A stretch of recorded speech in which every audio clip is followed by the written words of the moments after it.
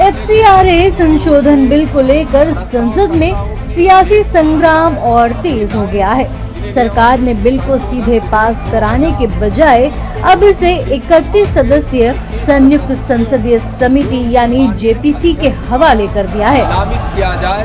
केंद्रीय गृह राज्य मंत्री नित्यानंद राय ने बुधवार को बिल को JPC में भेजने का प्रस्ताव रखा, जिसे विपक्ष के भारी हंगामे के बीच लोकसभा ने मंजूरी दे दी। JPC को बिल की विस्तृत जांच के बाद 2026 के शीत सत्र के पहले हफ्ते के आखिरी दिन तक अपनी रिपोर्ट संसद में पेश करनी है, लेकिन विपक्ष इस फैसले से भी संतुष्ट नहीं है। कांग्रेस, समाजवादी पार्टी समेत विपक्षी दलों ने बिल को अल्पसंख्यक विरोधी बताते हुए इसे वापस लेने की मांग की। हाँ तो है एंटी माइनॉरिटी, और खाली एंटी माइनॉरिटी नहीं है, एंटी पीपल है, एंटी बच्चे हैं, एंटी छात्र हैं, क्योंकि उसी माइनॉरिटी इंस्टीट्यूशंस के में बच्चे सस्ती पढ़ाई करते हैं।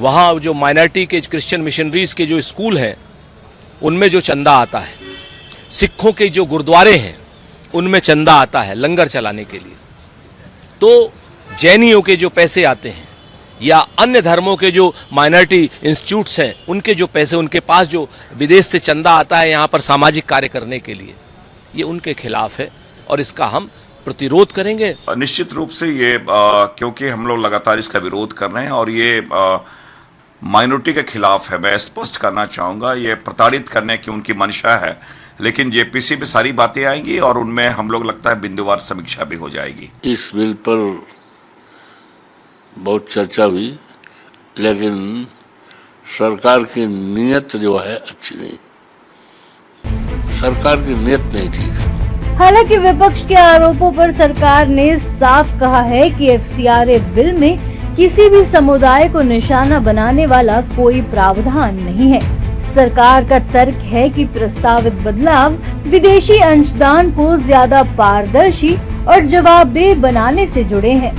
इस सियासी घमासान के बीच NDA के सहयोगी JDU ने सरकार के रुख का समर्थन किया और कहा कि बिल को लेकर विपक्ष बेवजह आशंकाएं पैदा कर रहा है और इससे किसी को नुकसान नहीं होगा। जिस तरह से